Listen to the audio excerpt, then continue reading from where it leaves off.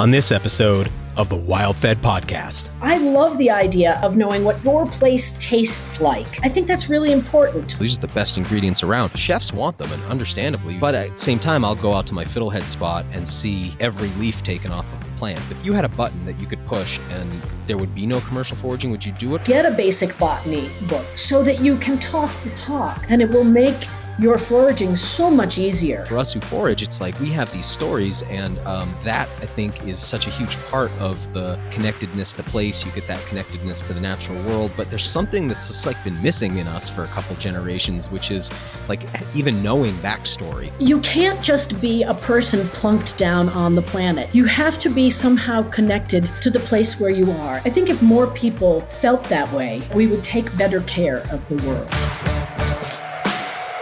Episode 87 of the WildFed podcast, The Flavor of Place, with Ellen Zachos, is brought to you by Surthrival. Surthrival asks, why just survive when you could thrive? Surthrival.com is your source for nature-based supplements that keep you thriving in our modern world. From hormone health to immune support, increased metabolism to exercise recovery, Surthrival keeps you thriving when others are just surviving.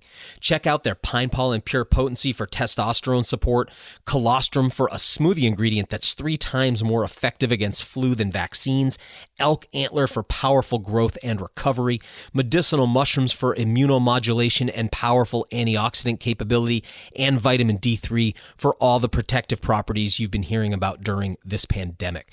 Go to surthrival.com to see the entire lineup. Surthrival. Why just survive when you can thrive? If you're drawn to hunting as a rite of passage, then you need to check out sacredhunting.com. There's so many new or potential hunters that want to develop ancestral skills and an intimate relationship with wild animals in the landscape, but who aren't drawn to the commercialization of so much of modern hunting culture. But sacredhunting.com and its founder, Monsell Denton, are different. Sacred Hunting provides a space for new hunters to learn to stalk, harvest, and field dress animals in conjunction with indigenous-style ceremonies that introduce you to hunting in a more intentional and spiritually connected way. Monsell and his team will guide you through beginner hunts, and more advanced hunters will find unique opportunities available across the country and globe, like access deer hunts on Molokai in Hawaii, and even a northern Siberia hunt with the Nenets people coming up in 2022. There's only a few spots available per hunt, so go to sacredhunting.com and complete their 2-minute application. Discounts are available when you let them know you heard about them on the WildFed podcast. Again, go to sacredhunting.com and learn more about Monsell and Sacred Hunting on episode 59 of the WildFed podcast. I'm Daniel Vitalis, and you're listening to the WildFed podcast, a show about reconnecting with nature through hunting, fishing, foraging, and food. WildFed. Food is all around you. Get ready for a great episode on wild plants and the thrill of discovery that is foraging.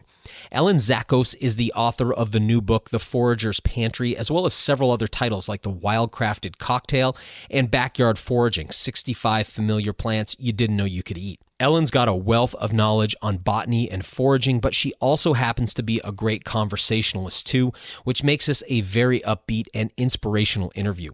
I walked away from this conversation with a renewed sense of botanical purpose. In fact, towards the end, she and I both talk about plants we're interested in finding and working with this season. Now's a great time to ask yourself the same question. Is there a plant or plants you really want to find, forage, and utilize as food or medicine this season? If you answered yes, it's time to commit. Write it down, make plans for how you'll find it, and get out there on the quest. Social pressure and technological inertia will carry you deeper into the virtual world this year. But if you want to get more intimate with nature, that's going to take dedication and focus, because it means swimming against the cultural current. Foraging rarely just happens anymore. It takes some planning. This year for me, that plant is pawpaw. I'm on the quest. But the more important question is, what plant will it be for you? Ellen Zachos, welcome to the show. Thank you so much for having me, Daniel. I am really looking forward to talking to you. You are very botanically inclined, and I was just listening to some interviews with you. You really know your stuff, and sometimes I feel like on this show, we talk a lot about wild food, and sometimes it leans a little heavy on the hunting and fishing side, and I want to get back to my roots and talk more plants and more foraging. And so when I was listening to you talk today, I was like, man, this is going to be really fun. Can you tell us a little bit about who you are and about some of the books and other content you produce? Sure. I live now in Santa Fe, New Mexico, but I've been an East Coaster most of my life, born and raised in New Hampshire, lived in New York City for a long time. And people are usually surprised when I tell them that the foraging in New York City is excellent. It's really, really good. And that's where I got started foraging. I had gone back to school at the New York Botanic Garden, and I was an instructor there. But And your then past life, did I read that in your past life you were on Broadway a bit? Yes, I never Les know. Mis? Yeah, I never know if I should mention that or not. Yes, I was I on think you Broadway. should. I I was think you in Les should. Yeah. Miserables. Okay. Yeah. Well, Um, it's just so interesting what, the different roads that lead us I to know. putting our hands in Yeah. the soil. And since you brought that up, I will also tell you, um, I'm a Harvard graduate, and when I was there, I had no interest in plants whatsoever. But what kills me is that all those great ethnobotanists who worked out Yeah. of Harvard were there when I was there. Daniel, I could have studied with them. Ugh, Uh, the missed opportunity. But I did a lot of theater there, and that sort of led me to New York City, to Broadway, and I'm not sorry in the long run that I did that, because I think that learning how to perform for a crowd helps me be a better teacher now, because I can read my audience, and I'm not afraid to get up in front of people, and there's no shame in saying I don't know, but I can find that out for you. So we yeah. put together these different pieces of our pasts, and you get a whole person in the end. Yeah, well, you're an excellent communicator, and so I'm sure a lot of that has really helped. So, what led to you to go back to school, and what did you study when you did? Well, I as an opening night present, a friend gave me a plant instead of a bouquet of flowers. And I Ah, thought, oh no, I'm going to kill this. I can't. I had no growing experience, but I didn't kill it. And I loved it. And, what was the I plant? had no. It was a peace lily. It was just a super Yeah, easy yeah. house plant, but I lived in a darkish New York City apartment, so it was the right plant for that place. And I started getting more and more interested in house plants, and eventually I had an outdoor garden. And I thought, wow, I really love this. And I had an audition for a really nice show. I was up for a great part. I got one call back. I got a second call back. And instead of being happy, all I could think of was, well, who's going to take care of my plants while I'm away? And it was in that moment that I knew my life's goals and what I loved most had shifted, and I really didn't realize Wow. it until that moment. So that was about the time when I went back to school at the New York Botanic Garden, and I studied ethnobotany and commercial horticulture and garden design, and I opened my own garden design installation and maintenance company on the rooftops in New York City. Okay. Now, forgive me because I just did not know that the New York Botanical that you could go there for school. I just didn't Oh understand that. yeah. I Oh saw no, they that have a in your CV and I was like, "Wait, what?" So how does that work there? So they have some great programs there. First of all, there's the continuing education program, in which you can earn certificates for botany, garden design, landscape design, all sorts of different things. And then they also have a full-time program called the School of Professional Horticulture, which is a 2-year program, full-time, and I think you get I don't know if it's an associate's degree or a certificate. I couldn't do the full-time program. When you've been living on your own and making your own living for a couple of years, it's kind of hard to go back to your parents and say, "Oh, can I Yeah. have some more money, please, to go back to school?"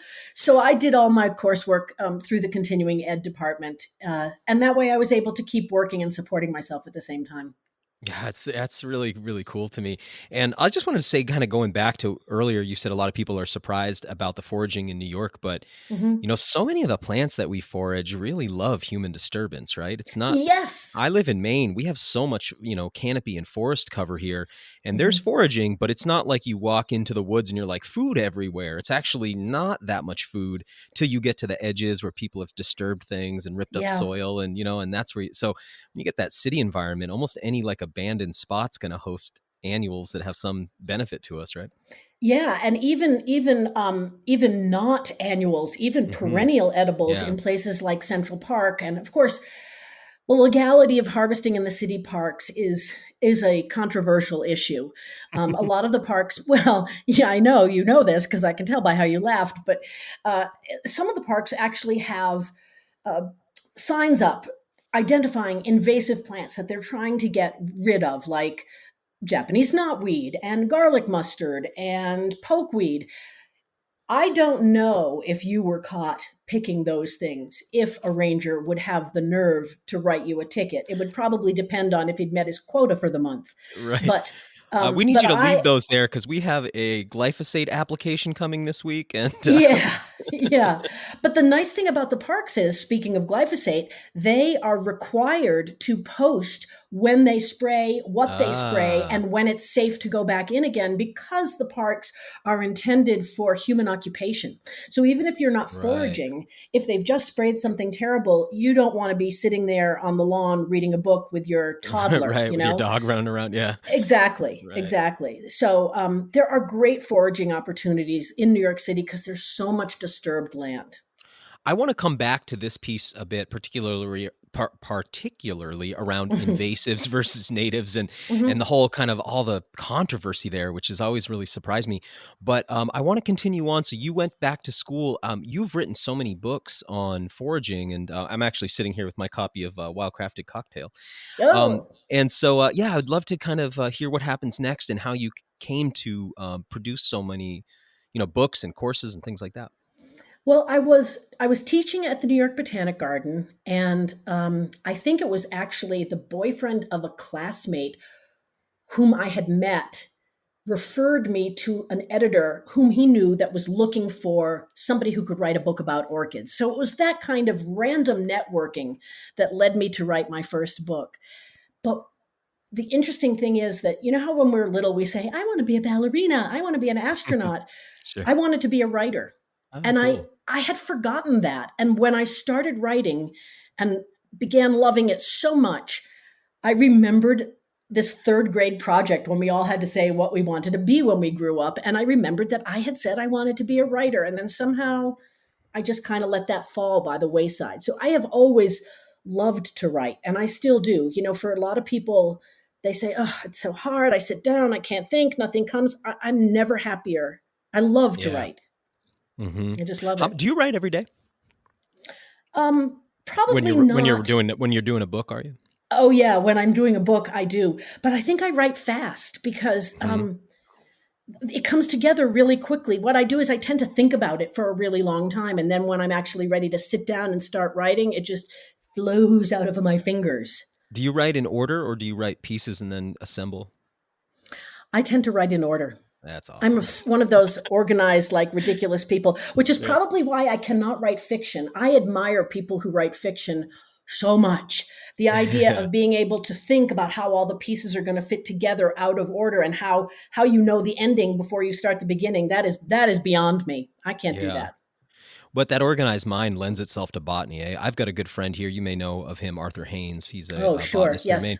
Yes. Hmm. And he's sort of who taught me to forage. And we have a really different approach because, he's a botanist. And he has such a methodical way of teaching foraging that as a layperson, I can't, I just don't have the amount of information that he has. And Hmm. I don't have the space to go back and, get that education that he has. But I see how, man, sometimes I'm like, wow, I wish I had that. I see how the benefits of that botanical background. And one of the things I wonder about, because you have such a similar thing, I can tell from talking to you, I do wonder, and something I want to ask you about in a bit is how you like to pass this on to people who don't have a botanical background. But before we go there, tell me about these. I'll grab a note about that. Tell me about the books and how do you think about the books you've written? Well, the first books I wrote were not about foraging. They were about houseplants and orchids and general gardening projects. And in the last general gardening book that I wrote, I was able to sneak in a little bit about foraging because that was already becoming my primary love. And fortunately for me, the growing interest in foraging made the subject more appealing to publishers. So now it's really the only thing that I write about. It's the only thing I want to write about. And I think people can tell when they listen to you speak or when they read what you write. They can tell if you're just doing a job, or they can tell if it's something that you are truly passionate about. And I hope I can be lucky enough for the rest of my life to just do what I'm truly passionate about. Yeah. Yeah, I've noticed that in publishing, foraging books seem to be very popular. I'm in TV or I'm now in TV, and we almost had to Trojan horse the foraging piece. We were told that producers and production companies and networks do not want to be pitched anything on foraging. It's totally taboo in the industry. They've heard it all. They don't care. Somehow we got a show in that has a lot of foraging, but it's almost the opposite in publishing. I get that impression. I wonder if that's because of liability. When you publish a book, it says you have this place right in the beginning when you say, okay, listen, if you could pay for this book, you're probably old enough to make smart decisions. So please use your brain and don't put anything in your mouth that you don't know what it is.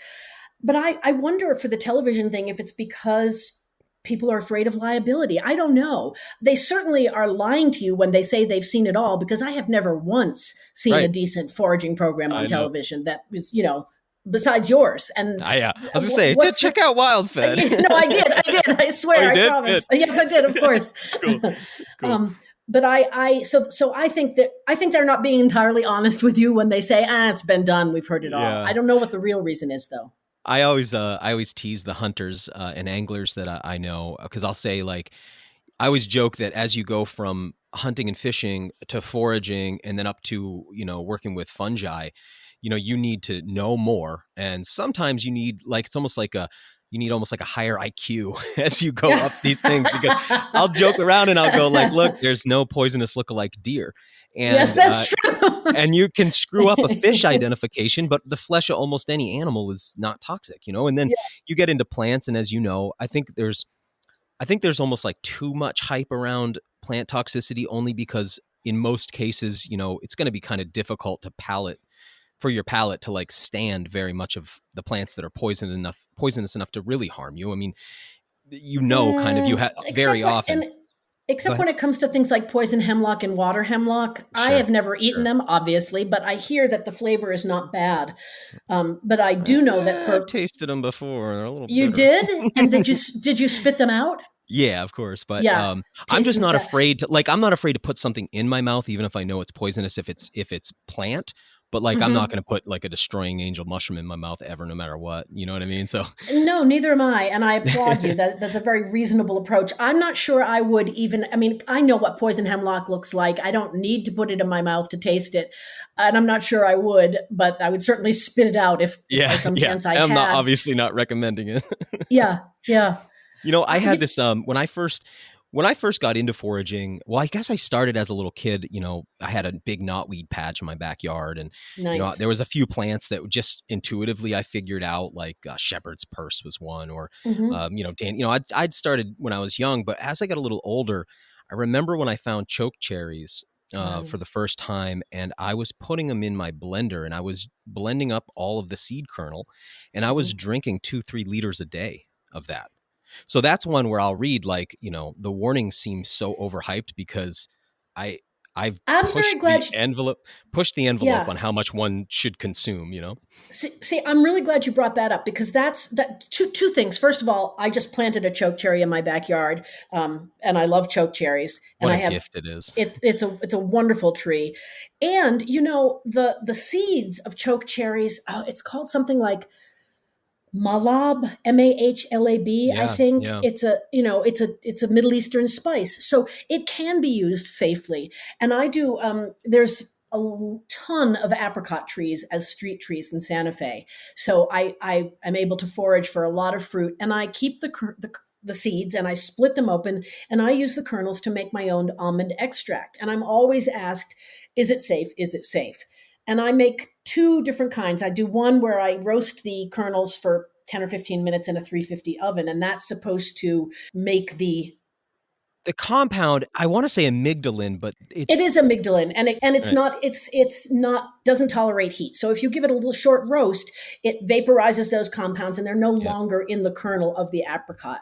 yeah. But I also, for myself, prefer the flavor of the non-volatilized Yes. compound. So good. So I use that, and I feel like so much of the decision is based on the dose. Now, Yeah. you're telling me that you drank gallons Huge of, I'm talking yeah, huge doses in a week, like gallons in a week. and you were a kid. So, I was a teenager and all right. I still do it.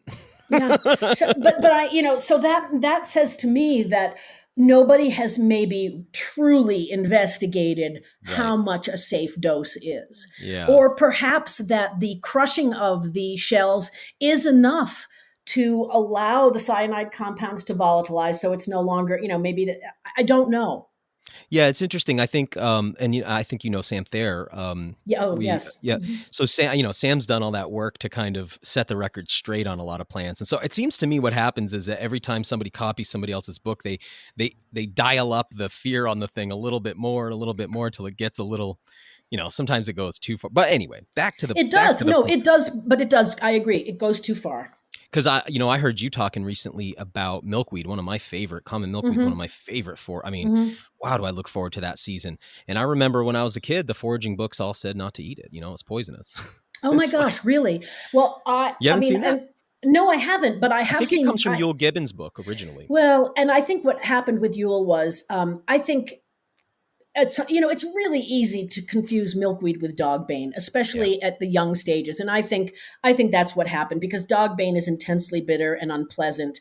And milkweed simply isn't. And I think that's where the must cook in 3 boils of water came Right. from. Changes of And water. Yeah. frankly, you could eat milkweed raw. Yeah. You'd get that white latex in there, so I usually give it a quick blanch. But it's not to cook it; it's just to take away the latex. Hmm. It's a very pleasant eat and not at all bitter and certainly not toxic.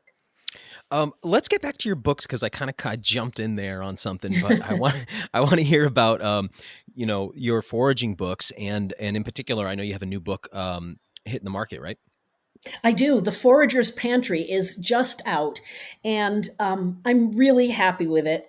I think it's beautiful, and I can say that because I have nothing to do with how it looked. We Well, your had a other books wonderful, are very beautiful, I'll say. I mean, the photography, the layout, yeah, you have yeah. that real cookbook feel. They're gorgeous.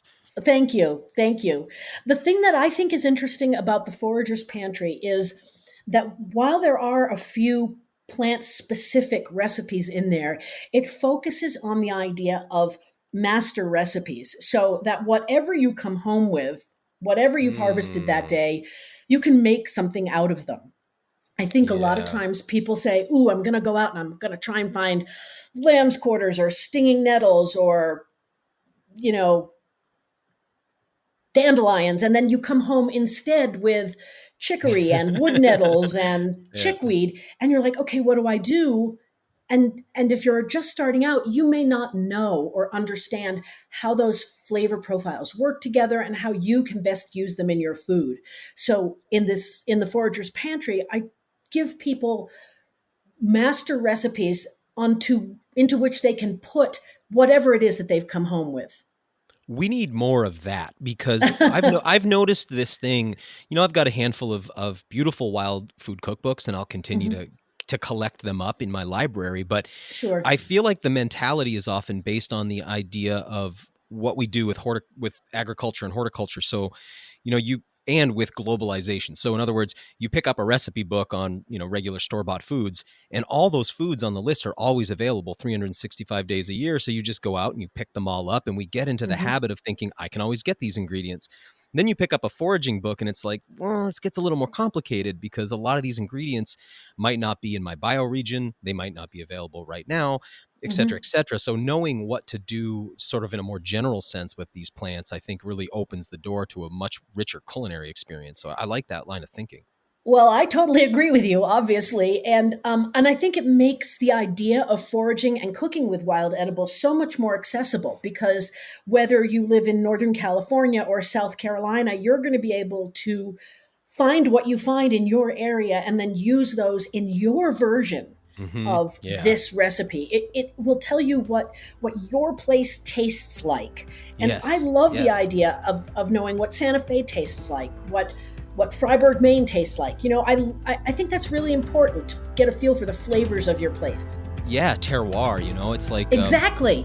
We'll get right back to the show in a moment, but first, I've been a regular sauna user for over 25 years now, and it's been one of the ways I keep my body healthy, adaptable, de-stressed, and detoxified in an increasingly sedentary, polluted, and chronically stressed world.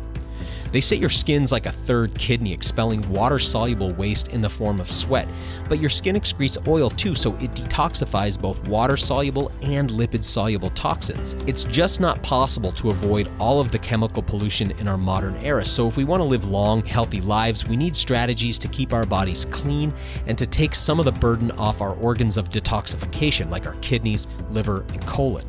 But detoxification is just one of the benefits I get from my Clearlight sauna. It's just as important to manage our stress levels too, because our busy, fretful modern lives stimulate our sympathetic nervous system.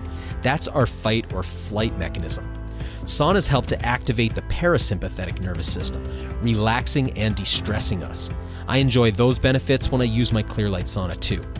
Clearlight saunas are ultra-low EMF certified eco-wood infrared saunas with a lifetime warranty, and I've had one in my home for over 10 years. It's my personal sanctuary. They ship right to your door and they're easy to install. Best of all, you can get $500 off any Clearlight sauna or $100 off any Clearlight sauna that's on sale by going to healwithheat.com and using the coupon code WildFed. Again, that's $500 off by using the coupon code WildFed at healwithheat.com. Clearlight is the sauna I trust and have for more than a decade. Again, you can find them at healwithheat.com. Now, back to the show. I have this sort of theory about this whole thing where it's like food and meaning are so related to the stories that we tell about the food, and how there's really never been generations of people like us who don't have stories associated with our food. I mean, this is like a really new phenomenon of a couple hundred years. No, not a good one. But then I also note, if you go to a very nice restaurant now, particularly with the farm to table movement, you pay more, but they give you a story, even if it's just the farms. And then when you get into the wine world, you start spending $300, $400, $500 on a bottle of wine, and they come out and they're telling you a really rich story about place, and that adds value. Right, right. So similarly, though, for us who forage, it's like we have these stories, and that I think is such a huge part of you get that connectedness to place, you get that connectedness to the natural world, but there's something that's just like been missing in us for a couple generations, which is like even knowing backstory, and I'll go even a step further, which is to say, to know the being whose body parts you're eating, And and can we loop back to hunting also in a minute? Please, First, I want to finish commenting on this. Yeah. Yes, I think you're right. And I think it's tragic that we don't have stories for our food anymore, because food can feed your body, obviously, but when you know the story that comes with the food, it feeds your soul as well. And I do not mean that in any kind of religious context. I mean that it as, referring to your whole person, your whole being. It just makes it mean more. And then it means even more when you share it with your friends, when you share it with your families. It's a wonderful thing that can bring us together. As for the body parts we're feeding on, I am an omnivore, and I would love to learn to hunt, but I have nobody to teach me. I'll take you.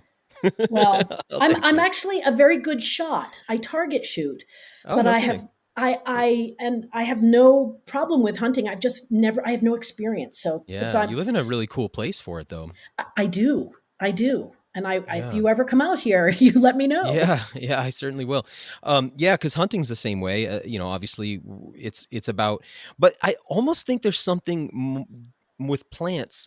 I get frustrated, first of all, looking at the anthropology and particularly the archaeology, because there's such this emphasis on the ancient hunter, and it's like, well, yeah, because plants don't survive the archaeological record very well. As if Mm, these people were just, they'll be like, well, when they were hunting the mastodons, right. in the glaciers and there was no plants. It's like, I always go like, well, what were the mastodons eating? Yeah. Plants. You know what I mean? Like Yeah. they were Yeah. plants, right? And Yeah. people had a lot of things made out of plants, but they don't survive. And one of the things is like everybody who eats beef knows what a cow is, Hmm. but almost nobody who eats lettuce has ever seen a full grown flowered lettuce plant gone to seed. Like most Right. people I know can't recognize an asparagus that's gone to seed, or would know probably a good 50 to 80% of the plants that they eat, which is not that many anyway, but most would not even recognize the plant unless it was at the stage of harvest they're used to seeing it in the supermarket, whereas most people do know what a chicken is. So I Very think true. we've almost become more dissociated from plants in a way than we have from animals, and there's so much emphasis too on the horrors of the animal factory farm, but like not enough emphasis on kind of the horrors of the giant monocrop. You know what I And mean? yet we have these instances when, you get a lettuce crop that has been harvested that's not clean. And so everybody gets sick from it. So Right. Yeah. people should be aware that there are dangers that come with those factory farms that are not animals, but are plants. That's a really interesting point. I want to ask you too about you seem like you have this really great background in horticulture and you really understand that world. And then, Hmm. so there's this kind of I guess there's horticulture and agriculture, and then there's this kind of wildness thing in what Sam Thayer calls ecoculture, Hmm. or this tending to the wild that we do as foragers. Yeah. And I just am curious for your comments on, it seems like you might have a foot in both worlds, but you're so drawn to the foraging side. So I'm just love to get your feedback on agriculture versus wild plant and foraging and things like that. Well, I've never, I mean, to me, when you say agriculture, that means a farm. I've Yeah. grown tomatoes and lettuce and peppers in my backyard, but to me, that's not agriculture. That's just gardening. Okay. And for many years, I made my living in New York City as a professional gardener. And I loved it. And it was a great way to earn a living. And it was a lot of fun. You must have brought a And I lot of never, joy to people's lives too, I imagine. well, I think it did, because I think when you live in a big city surrounded by concrete, if you have your own little patch of green, it's an oasis, and people can look forward to that at the end of the day. And that was always my goal. But I now have almost no desire to garden in any traditional way. So I mentioned earlier that I planted a chokecherry. I have a tiny little garden here in Santa Fe, but everything in it is edible. Now, if you were just walking past, you wouldn't know that. You'd say, oh, there's a pinyon pine. Oh, there's a chokecherry tree. Oh, there's a couple of succulent ground covers. What's that? There's prairie clover. You would just think it was a pretty garden. But I know that everything in it can be eaten and has a useful Yeah. part. Right. So the only kind of gardening that I'm interested in these days is that, and on a very small scale. I would much rather be out in the wilderness, whether it's the mountains here in the Rockies or when I go home to visit my sister in New Hampshire. I'd much rather just be out walking and seeing what I could find. I can't explain why it I appeals was to me just so gonna say, much why more. is that? Like, what is it? I Like what if we go a layer deeper, you know? Yeah, it's not because, and I've had some people say, oh, it's because you're lazy and you don't want to grow it. It's not that. Uh, uh, You ever it's because, processed food, buddy? yeah, exactly. Right, exactly. I think that the thrill of discovery, you don't know, even if you have your spot. Oh, yes, I go there for Japanese knotweed. Oh, yeah, I go there for wood nettles. You still don't know for sure. Is it going to be there? I went Yeah. to my black raspberry spot last year and it was clear cut. I cried. Oh I man. cried. Yeah. And but so there's a sense of adventure, a sense of discovery, and that to me is thrilling, and it adds to the outdoor experience, but it also adds to the food experience, and adds a layer of meaning, because I didn't just go to the supermarket. I went out and I picked all of those things and I shelled them or I cleaned them, and I don't know, it makes me feel more connected. I just love it. There's something for me about almost like there's like a surrender to a kind of greater intelligence of the natural world versus like my own built environment. You know, like if I construct and build the environment and I put all the inputs there, I can predictably get these very perfect plants, but that almost in every survey are going to be lower nutrition than the wild version, you know? Right. And there's something about like just, there's something for me about that I'm not in control of it that is nourishing to me. I think it's just like we live in such a built and controlled environment now. Everything is so designed that there's something I mean, and I understand that most of the landscapes I'm in are heavily altered, but you know, there's something about that to me that's really interesting. I find that interesting to hear from you. Was it a huge going from New York, New Hampshire to Santa Fe? I mean, you've completely different biome. How was I remember once Arthur Haynes and I went down to the Amazon and I was amazed. He was like, you know, I recognize that all these genuses here. He's like, I don't know the species, but I know the genus of this. I know and he was able to, there were so many commonalities. Did you find that, or have you almost like had to start over? Well, a little bit of each, to be honest with you. I mean, here I'm at 7,000 feet. So I'm foraging from anywhere between 5,000 and 10,000 feet. And our average rainfall is between 10 and 14 inches. And that is not a lot. Yes. Go ahead and laugh. Go ahead. No, I'm not laughing. As it rains out right now, I'm actually kind of like, that sounds nice. Oh, yeah. Well, we got a little bit. I mean, people were so excited yesterday because we got a tiny bit of rain.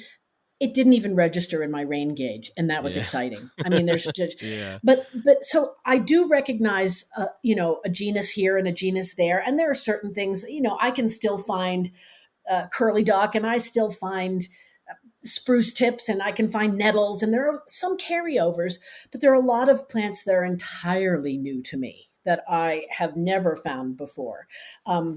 So it is both a challenge and very exciting because there's a sense of discovery.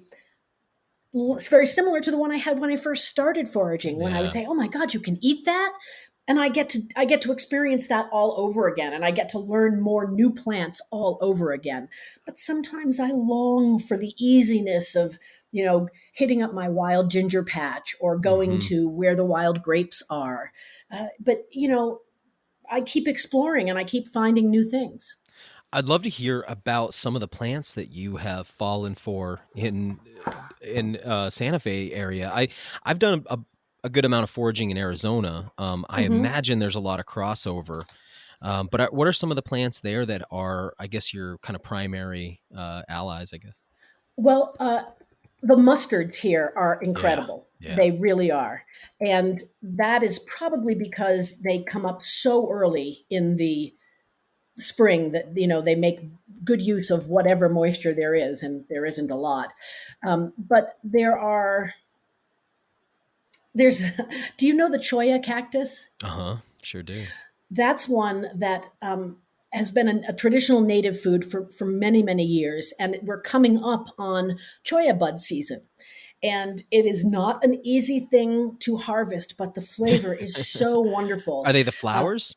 No, they are the flower buds, and you need to harvest them just when they produce these beautiful and elaborate magenta flowers. And you need to harvest the buds just when the edge of the petal is showing a little bit of pink, but before anything opens. So you harvest them, and then you have to remove all of the spines and all of the glochids. Yeah. And if you're going to eat it right away, you can they're very mucilaginous, so they're best boiled to get rid of that. But if you want to preserve them, you blanch them and then you dehydrate them, and you can keep them for years. Oh, cool. And to rehydrate, you boil them in water, and then you can roast them if you like. And they have this wonderful flavor that's sort of like a combination of asparagus and artichoke. Some people have compared them to Brussels sprouts, but I think that's wrong. I don't like Brussels sprouts, so I say no. But that's something that I never could find back east because the plant simply doesn't grow there. I've heard you say that when you've said this, I've been like, how can this be? But I've heard you say that that prickly pears are native to 48 states. Yeah. And I'm like, here I am in Maine going like, okay, well, I know they're not in Alaska. I've never seen one here. What? How can you help me understand that a little bit? That's true?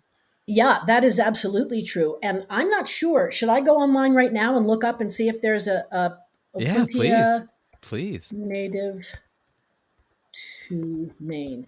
Because I know that Opuntia humifusa, which is the eastern prickly pear, is native to. Oh, that is funny. It goes as far north as Massachusetts and New York, but New Hampshire, Vermont, and Maine are. Ah, So that's not 40. Oh no, but there might be another one. yeah, another Okay. species. Well, where when I lived in Pennsylvania for several years, and there Opuntia humifusa is native, and it's one that can tolerate a lot more rainfall than Okay. some of the ones that grow only in the West. Okay, because the cactus fruits are amazing to me. I'm sure you probably tried, but have you had the saguaro cactus fruit? I have not, because Oh those do man. not grow here. Those require a warmer climate. And Alan Burgo wrote something about them that made me so curious to try that. Can Oh, you it's tell me what incredible. the flavor? Yeah. Yeah, when I first tried it, man, it's how hard it is to describe. It'd be like sweetish goji berry, but there's seeds in it that when you crunch through have a little bit of a nuttiness to them. Hmm. But there's this almost watermelony, cactusy, but I've always had it dried, so it's got a bit of chew. I can't. It'd be really hard for me to describe it. A little bit something like once you've dried out autumn olive and it's not so tart anymore. It's just something pineapple-y. There's a lot going on in it. Oh, But I man, it's really would fantastic. love to. What's so neat about it too is to reach it, you use the spine, you use the ribs of the plant because it's the only thing out there long enough Yeah. on the landscape to get to it. Do you got jojoba there? No, again, well, actually, I think a little bit south of where I am, yes. Okay. But we are, people think New Mexico and they think it's a very warm I'm thinking climate. The desert. fact Yeah. is, yeah, but when you get to 7,000 feet, we are in the same Yeah. climate zone as big parts of New Hampshire, Vermont, and Maine. Oh, you got pinions So, there? yes, we do have pinions. Man, those Yeah. pine nuts are like, well, that They is are something special, delicious huh? and they are a lot of work, but it's really They fun are. because, in a massed year, you'll just be driving along the roads and you'll see these vans just like pulled over to the side and families just out there with their tarps and shaking the trees. And it's a really traditional thing to do is to go gather the pinion nuts. Man, when I have, I'll often pick them up on the side of the road when they're selling them. And, if I'm out in Arizona and I Mhm. inevitably get to the stage where I just start eating the shells, just Oh, start do crunching it you? because it'll get to like, picking them out of those shells. And I haven't found a real good way to process And them. there's no good way. It So I is just really, chew them up. it's tedious. A lot of people just chew them up. Yeah. Um, They're resinous. That because shell is resinous, but it is, and it's not easy to do. It's because it's such a soft, thin shell. It's really hard to crack it without mushing the nut inside. Mhm. Yeah. So Yeah. yeah, When you see them commercial though, pine nuts commercially, they're always so rancid, You break one open and it's like yellow almost to the core. So when you they pull do one out not of have those the shells, same. No, no, they don't have the same flavor, and I think a lot of people think, oh, that's just what a pine nut tastes like because that's all they've ever had, which is unfortunate. there's this other thing I wanted to ask you about. Well, we Mhm. first let's go into this idea of eating invasive species or Yeah. however people want to say it. Exotic species is something I've been saying more often because I found that when you say invasive species, there's this whole contingent of people who get really mad about it. I've been full on yelled at online over this issue. And I didn't understand at first that this was people who sometimes are really upset about glyphosate application and some of the methods that are being used to deal with invasives. I just was like, and I didn't the other thing people have talked to me about is like, cosmopolitan citizenship for plants and all this kind of stuff. And I'll I try to have say never like, heard that. oh, I've heard some stuff, man. And I'll be like, I'll try to be like, yes, but we also should think about the native community of plants, particularly plants that are, threatened by these, here for us. I'm sure you're aware, we've got, in Maine, a small ramp population, and we've got, our ostrich fern fiddleheads, and you go to Mhm. these river floodplains, and the amount of Japanese knotweed now makes it look Mhm. like the prospects for future foraging on these floodplains is grim. you Yeah. know but anyway, yeah, I'm just curious how you see this issue, because obviously some of the plants that we are so naturalized here, like our dandelions or our nettles or our burdock, where we don't even think of them like that anymore, and then you've You got these don't other think of plants. them. You don't think of them as invasives, or you don't think Oh, of I them as guess exotics. that you don't hear people talking about them as, these deleterious exotics. They're just, Hmm. part of our landscape now. And then you have new plants that people get really up in arms about.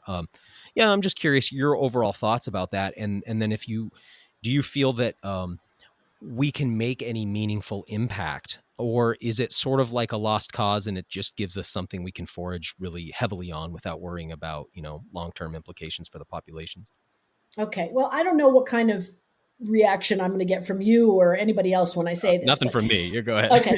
I am not somebody who cares about uh, exclusively using native plants. I think if a plant is a wonderful plant, I would like to use it. I would like to plant it. I would like to love it. I know there are some people who only want native plants because they want to support only the pollinators. And I understand that pollinators need support, and I would love to use native plants, but not to the exclusion of everything else. Right. Yeah. When it comes to foraging, I think you always have to pay attention to the population. And so if I'm someplace where there are loads of ramps, I will harvest them sustainably. And if I'm someplace where there are not, then I will not harvest and I will look for the field garlic. That'll Mhm. be an excellent substitute. I don't know if every forager out there went wild and hammered on the knotweed and maybe pulled it up in addition to just snapping off the tender tips. I really don't know if we could make a difference in controlling the population. I hear people say that successive harvesting of things like Japanese knotweed will eventually weaken the root system and result in the population either not growing or decreasing. But I don't think that there's actually been any scientific data gathered on that. It Mhm. may be just all observation, which is fine and that's worthwhile.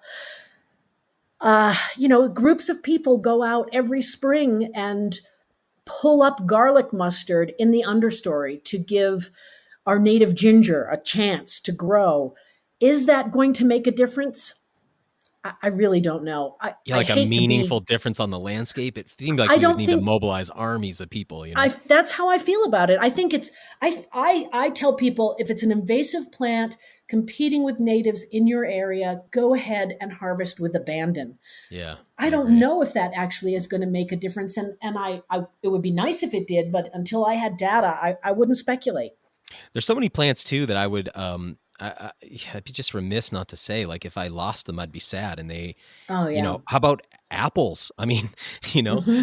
I love the feral apples that are here just as a result of all of the orchards that were once real popular in New England. Or man, Yeah. our autumn olives, like I really look forward to them every year.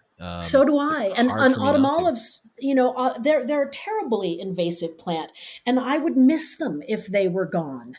And I tell people, every fruit you pick is a seed that doesn't get planted. So that's good, but is it really going to make a difference? Probably not. Yeah, probably not, right? It's like the level of globalization now, it just seems like it's just like all the cards are in the air and we'll just see how they land, because at this Yeah. point I don't know what we can do. What do you think about commercial versus recreational? And I want to foraging, and I want to give a little context for how I'm looking at Hmm. it. There was a time where we're in this period now where I think we're just coming to the end of what we call sport hunting, which is getting less and less popular. People want to know that hunters are hunting for food. But Hmm. there was a time where hunters were hunting for food, and there was a big desire to get people onto the sport hunting because we were market hunting. We were stripping the environment of wild animals, and they Yeah. were being sent into the markets for food. Hmm. So tastes change and things change. But we now have, except for a few exceptions, you can't go to a restaurant and buy wild game. You can get farm raised game animals, but you can't get Right. wild game. And then we look at the oceans, and there's this like whole other thing going on. And I have so many friends who are commercial fishermen, and I want to support them, I'm conflicted inside because I feel like, man, we don't do this on the land. Like, do we want to do this in the sea? But then when it comes to plant foraging, there's this, and I guess, fungi as well, and algae here too, Hmm. macroalgae, where there's this huge push for getting them into restaurant. Well, the chefs want them, and understandably, you and I know these are the best ingredients around. But at the same time, I'll go out to my fiddlehead spot and see every leaf taken off of a plant. And it's really hard to see that, but it's hard to say to somebody who has a financial incentive not to do that unless they can think long-term. And a lot of people don't think long-term. So I wonder sometimes, like, if I had a little button, or I put it to you like this, if you had a button that you could push and there would be no commercial foraging, would you do it? Or do you think that this is something we can do sustainably over the long term with, in a capitalist system where there's financial incentive, by the pound for these plants or fungi? All right. If I have to choose between no commercial foraging and decimation of the endangered plant populations, I'm going to choose no commercial foraging. But I don't like that choice. Yeah, it's pretty dramatic. And it is very dramatic. But the idea, I could still go to a grocery store in New Hampshire and buy a package of fiddlehead ferns wrapped in plastic at Market Basket. I can do that. Yeah. And and people are like, what? You find them in the grocery store? And sometimes I think that's a good thing because it's a way to introduce people to these flavors. But by the time those fiddleheads that have been harvested and packaged and brought to the grocery store and sat there for a week, I don't know if they really have the flavor that you and I and somebody who's foraged them for themselves really appreciates. What I would like to see, rather than a ban on commercial foraging or a free-for-all on commercial foraging, is I would like to see more restaurants hire responsible foragers or start their own sort of edible garden where they can plant these things that are typically wild. You can plant ostrich fern. It tastes just as good if you plant it. I mean, you don't get the thrill of adventure, but if we're talking commercial, they don't need the thrill at the restaurant. They're not going to get it anyway. It's the person who forages for it who has that thrill. And I think, I know there are some mushrooms that can be cultivated and some that cannot. There are some plants that can be cultivated more easily than others. But for things like, ramps take a long time to mature, but it's not impossible to grow your own ramps. And if you don't live someplace, I've been in Wisconsin with Sam, and I've looked around me, and as far as the eye can see, it was just ramps and ostrich fern, emeralds, emerald on the ground, right? And it's wonderful. And in a situation like that, you don't worry about it. But that's not the norm. That's not the usual. Yeah. So I hate the thought of people going out and picking every single fiddlehead, because that means that plant cannot photosynthesize, cannot survive into next year. Or if it does, it will be severely weakened. But I don't know how you're going to, it's not like you can enforce it because there aren't enough rangers out there who actually know their plants. And I was filming an episode of WildFed. We have an episode where we go to a river floodplain with on an island with Arthur and his wife, and they're sort of the stewards of the place, and so they're the only ones who really have permission to be there. But every year there's commercial foragers who go, and I remember while we were filming, there was some people there who they ended up cutting our canoes loose actually in retaliation. But anyway, they were kind of mowing everything down and filling their containers, and I remember Sarah calling the warden, and the warden just we have it actually on video. It's funny to watch where the wardens are kind of going like, I don't really know how to handle this. Like, sorry, this isn't really, you know what I mean? If you're telling me they're poaching deer, I'd be right there, but I don't know how to handle that. Yeah. And I was Sam came to Pennsylvania one time and did a class, and it was Sam and Adam Harriton, whom you may know, mushroom guy. Oh yeah. I know him well. Yeah. And Sam and Adam and I were doing this class, and we were taking a walk in the woods, state forest, and we were stopped by rangers. We were not harvesting anything. It was a group of 10 or 12 people, and they told us that we were not even allowed to be doing a plant walk with a group of people without a permit. And Adam and I were both Pennsylvania residents at the time, so we kind of stepped up and said, really? Can you show us where it says that? Because we've never seen that. If we were out here, all of us hunting, would that be okay? And they were like, oh yeah, that'd be fine. Yeah, so right. there is a I don't know if it's an ignorance. I think it is. I think it's an ignorance and maybe a fear. They just want to. They don't understand it, so they just want to stop it, and it's very frustrating It's if you're a forager. complex though to think about too, because we had a law that it didn't pass here in Maine, but legislation had been drafted up about they were going to make it, if you were foraging on private land without a permit, or sorry, without permission, it was going to be a $10,000 fine, and then if you had a firearm with you, I remember it was like, then it ratcheted up to something really extreme. And I remember thinking like, that's really awkward, because what if I'm hunting and then I'm picking up acorns? Like, how does this work? Yeah. Well, But I understand that the state, these wardens aren't botanists. It's one thing to learn 20 animals, suite of 20 animals, and know the regulations on those. But to try to imagine learning all of these different plants, it's really outside their scope. they can't do it. And on that same trip in Pennsylvania, we found cow parsnip that had been sprayed by the rangers. And we asked them about that. And they were like, oh, yeah, we're spraying all the giant hogweed. And we're like, yeah, okay, this is not giant hogweed. It's actually a native plant. It's delicious. Yeah. And they were like, really? Oh, you guys know more than we do. And we were like, yes, we do. Leave the plants. They were doing their job to the best of their abilities, and they had no clue. Yeah, that's the thing, is it's a lot. Well, and that kind of leads me to that question I had brought up earlier, which is for the layperson who doesn't have, a botanical background, because, man, it's complicated. And these guys they're law enforcement too, right? So they're also like, they're dealing with like open cases. They're looking for active investigations are underway. They're looking for criminals. I mean, they got all this stuff on their mind. And when you bring up plants, as you know, for the average person, we always call it the wall of green. Like they don't see individual species. And certainly, as you go through life and you eat more of these plants and you make your body out of these different species, I find like each species becomes a friend of mine. And so when I look out at the landscape, I don't know every plant, but the ones I know, those are like my friends. Yeah. And so I don't see the wall of green. I see a crowd of friends gathered there. But if you're like walking out and you see a sea of green, the idea that you're going to somehow take the time to sort through that, I understand why they're overwhelmed. When it comes to individuals who want to learn botany or learn enough to forage, how do you guide somebody into that who doesn't have any experience with it? I've run into that a couple times when I've taken people out on foraging walks, and you always try and gauge how much your student already knows so that you can talk to them at the right level and give them useful information.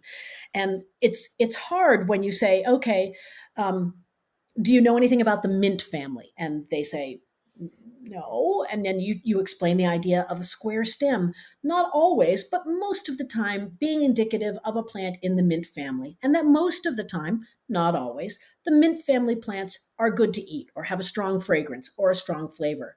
So when you have a background in botany, you can look at a plant, and whether you recognize it or not, you can make certain guesses. Like Arthur saying he recognized a genus in the Amazon.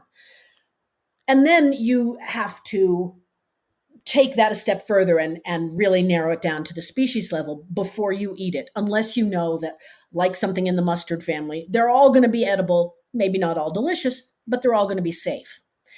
If somebody doesn't know anything about botany, it is so much harder, because then each plant has to be individually recognizable instead of a certain set of characteristics common to a family of plants that you can use as a basis for keying out or further identification. So if you don't know what opposite leaves or alternate leaves or a toothed leaf margin, if you don't know what those things mean, your journey in plant identification is going to be longer and harder. It is not impossible, but it's definitely going to take longer. So I would say to anybody who's interested in plant foraging to get a basic botany book. Look at Botany in a Day. That's a great place to start. Alpel. Yeah, Thomas Elpel. Find a text that seems accessible to you, that gives you basic terminology for things like stems, shoots, leaves, fruits, seed pods, so that you can talk the talk. And it's not going to take very long to get that basic terminology down, and it will make your foraging so much easier. It'll make it easier for you to take a class. It'll make it easier for you to read a book. It'll make it easier for you to identify a plant in the field. Before I ever had done that, I would two things. One, I I didn't really understand the level to which this stuff had already been sort of cataloged, Mm-hmm. I just didn't realize how deep botany already, I just didn't know anything about it. Second to that is when I would read a field guide and, that whole section of the description of the plant, I would just kind of be like, blah, blah, blah, blah, blah, blah, blah. I could scroll through that because I didn't know what any of it meant. Whereas now, it's really handy if you do get just that baseline education. And a lot of good books will, a lot of botany books, foraging books will have a little bit of an introduction in the beginning, but I just think a lot of people want to skip to the fun stuff. But man, you get a lot more of the fun stuff if you get that background, I guess. You do. You'll feel safer. It will be easier to do your plant identification. I mean, it's a win-win. You got any plants that you are hoping to connect with this year that maybe you haven't been able to before? Okay, can we just talk about sweet Sicily for a minute? Because yes, please. I want to look it up. This is like the plant that has been pestering me for 2 years. It's in the Apiaceae, it's in the carrot family. Everybody's so worried about the carrot family. And we talked about the hype of toxicity before. But with the carrot family, you have to be careful. Yeah. And I have a patch back in Pennsylvania. I go every summer. And I've never found it at just the right stage. I am like 97 or 95% sure that it's a sweet Sicily. But there's certain characteristics I have not been able to match up. And this year I'm going back a little earlier, and I'm really hoping to nail that one down because it's a really cool plant. It's a beautiful plant. And I really want to have it in my life. So are you using taproot, flower seeds? What part of the plant would you be using? I can't, I've never seen it in flower. I can't get there when it's in flower. I've seen the seeds. I've seen the seed pods. But I'm saying, what's the part that you would be using as an edible? I'd love to use the leaves and the stem and probably the taproot. Okay, cool. And maybe the seeds. I mean, there's so many different pieces to experiment with, but depending on what species of Osmorrhiza this turns out to be, the flavors will be either less wonderful or more wonderful of those individual parts. But I know there's going to be something tasty and good there. All right, cool. I'm curious if I want to figure out a plant this year that I can go learn that I don't know. And I'm wondering if you can kind of point me at some things. And, maybe I'll go, oh, no, I know that one. But I need a list of new stuff this year. One that I'll say for me that I've been able to eat. We don't have it here in Maine. So, but with my show, I get to travel a bit. I'm really excited to get to know pawpaws because every time I eat one, it's like, are you serious? This is grows here in the continental United States. What a plant that is. So that's what I'm hoping it. But, here up in New England, is there anything that you think maybe as, foragers are less aware of that is really interesting? Oh gosh, Put you on the spot with that. Well, you are, and I'm like, what do I have to now think of every plant I ever saw and what grows in New England? And no, plants that you like the taste of, plants that you like to work with. Okay, do you have sassafras? I have to go to the southern state. That would be a good one for me, because I've messed with it traveling, but here in Maine, I think we just have it down in the very lowest southern tier. Because I find it regularly in New Hampshire, so I bet you could find it someplace in Maine, and that is a wonderful plant with 3 excellent parts and really good flavor. And I know that there's bad PR out there about sassafras root bark, which I dismiss as being unfounded and not science-based. Sure, you're talking about the supposed carcinogenic compounds, right? Which I don't think is got any basis in reality. But even if you were concerned about that, the leaves of sassafras not only are dried to make the filet and filet gumbo, and they work as a wonderful thickener, but they also have a really great lemony flavor to them. So you could infuse those in vodka or in a syrup and use it as a spice as well as a thickener. So I really like that. I'm going to do that this year. I'm going to go looking for it this year. That's a motivator to me. I think it's such a cool, I love the leaf. The shape of the leaf is so neat to me. Well, it's a great one for starting people with plant identification, because there are very few trees that have 3 leaf shapes on a single tree. There's the sassafras and there's the mulberry. And I think that's probably all, but I'm not 100% sure.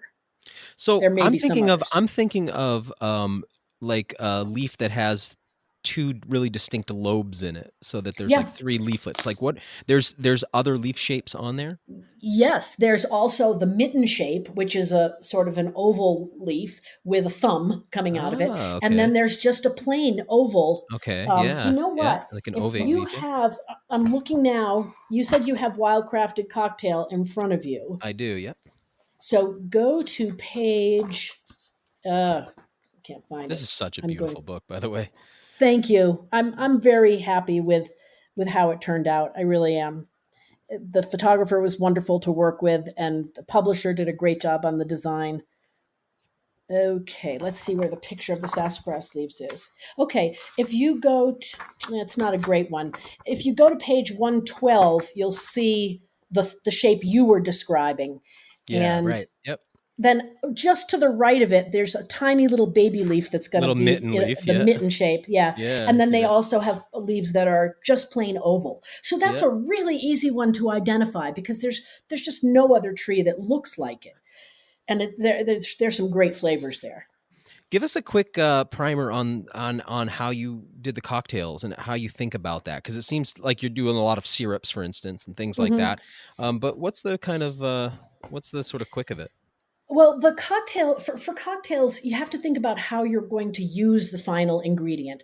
And I knew more about the flavors than I did about the mixology, but I worked with a lot of bartenders and learned a lot about mixology. So if you can, you were talking earlier about how we go to the grocery store and we're used to having all the flavors be available all the time. And when you're foraging, that's simply not the case. So you have to think about, when you harvest these wild flavors, how are you going to preserve them so that you can use them later in the year when they're out of season? And that's why things like syrups and pickles or infusing the spirits themselves is such a useful thing, because that means I can harvest crab apples in September and October. I can infuse them in bourbon, and I can use that flavor in March when there are no crab apples to be found. So a lot of the recipes in the Wildcrafted Cocktail make use of and tell you how to preserve those wild flavors so that you can create the cocktails any time of year, even if it's not during the harvest season.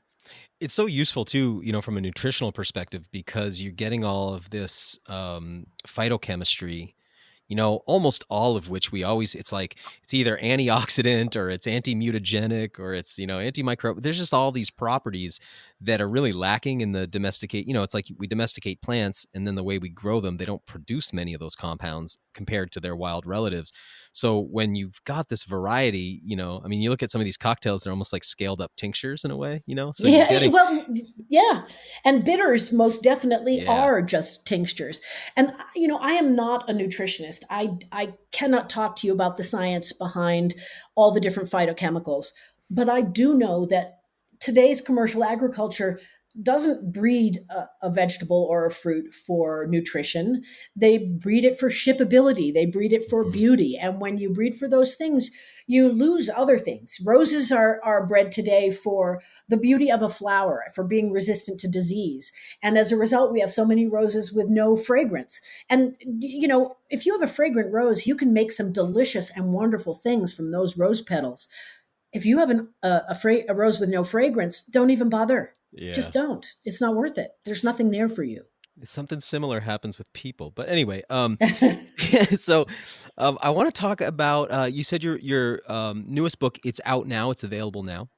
Yes, it just came out at the end of March. It's called The Foragers Pantry. And this is what I hope is going to be very helpful to people who maybe are beginning foragers, maybe are accomplished foragers, but who aren't always sure how to best use what they have found and what they bring home. And then tell us about, I know you've got a podcast, you've got online courses. Let us know kind of about all the other offerings that you have, so people, who want to work with you or go deeper into your content can. I do have a podcast. It's Plantrama, and you can find out about it at plantrama.com. I love that.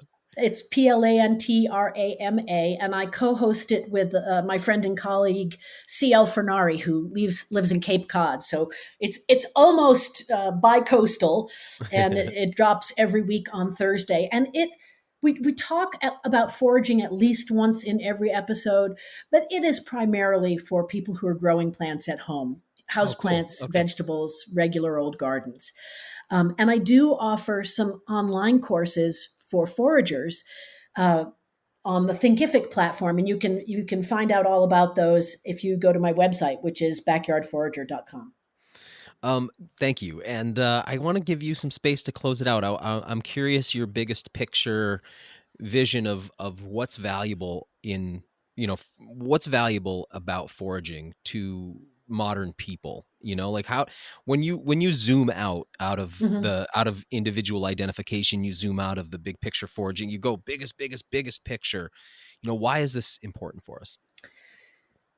I can't say why it's important for us, but I can say why it's important for me, and it's probably for you too.